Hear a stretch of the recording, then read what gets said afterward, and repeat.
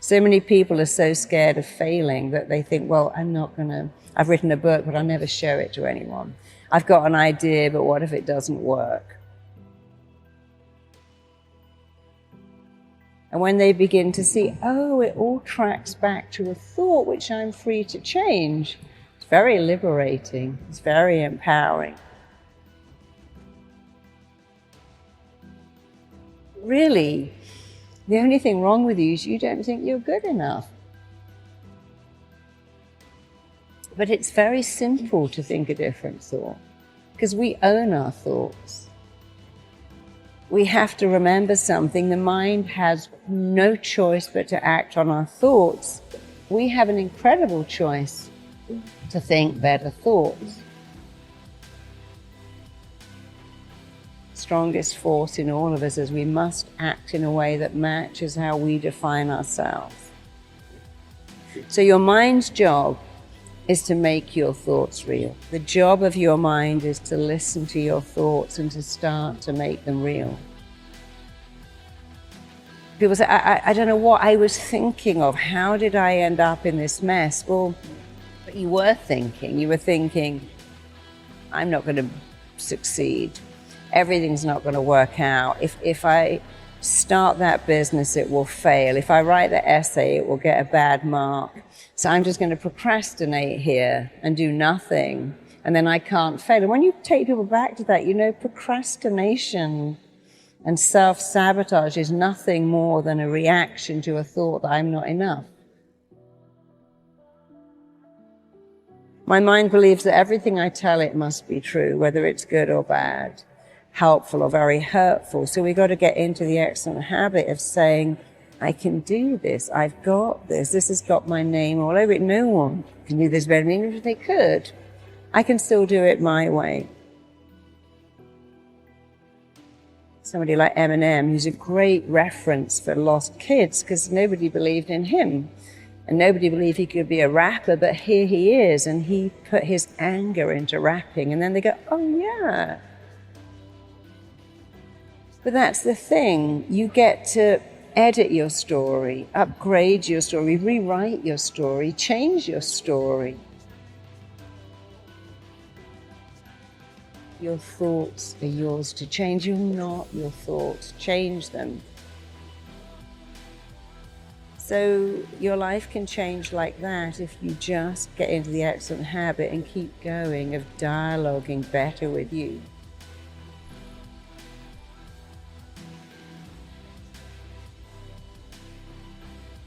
You can change like that. Can you change in 21 days? You can change in 21 seconds if you know how. In fact, you can change twice every day, first in the way you think and the second in the way you act. Your life can change immediately when you change your dialogue. And there are many people who've told you that. I just stopped saying that. So we all get a choice. Oh, I'm such an idiot, I forgot. I got that wrong. But then even when you get something wrong, what did you learn? A person who never made a mistake, never made anything, your mistakes teach you. So even when you make a mistake, well, I learned something. I learned I'll never do that again. Occasionally when I'm traveling, I go, okay, we've forgotten our chargers. Let's always keep them in our travel bag. Let's always keep them there. When you make a mistake, it usually enhances your education if you learn from it.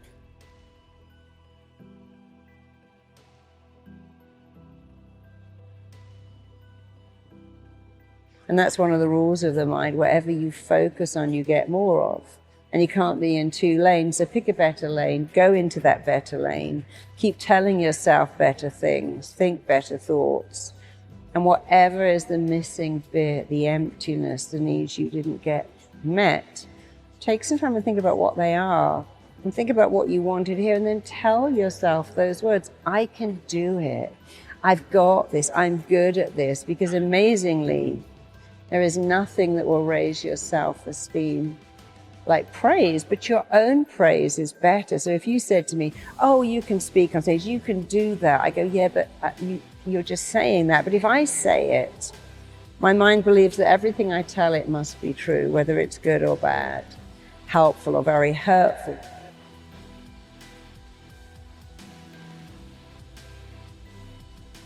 Think of the words you want to hear, what I call the missing bit. What have you been longing to hear? Well, don't give that away and don't give that up. Start to say it yourself because it sinks in. Whoever's saying it, it sinks in. But when someone else says it, they might have an agenda. You're great, could you lend me some money? But when you say it, there is no agenda. Think of your unmet needs. The emptiness in you is what you didn't get as a kid. You didn't get love, you didn't get praise, you didn't get recognition, you didn't get celebrated, you didn't even get gifts. And that's horrible, but imagine if you could start to say those things. I matter, I'm significant, I'm lovable, I'm worthy, I'm enough. And then you'll start to fill up that emptiness. The not enoughness becomes enoughness. And actually, when you do it yourself, it's way more powerful anyway because you have no agenda.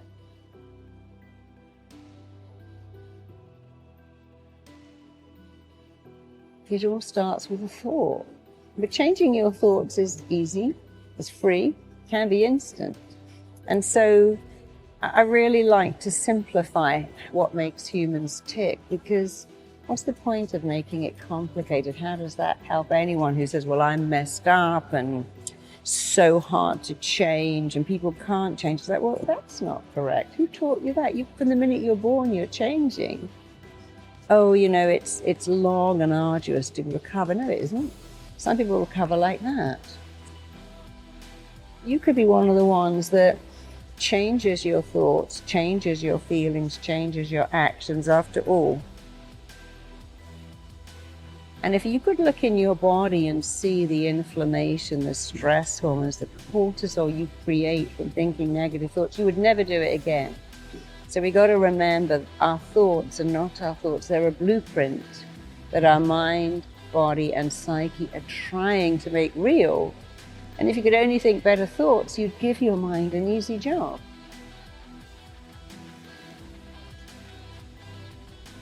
Your lovability's got nothing to do with the numbers on the scales or the numbers in your clothing label or the numbers on your birth certificate or the number of your followers.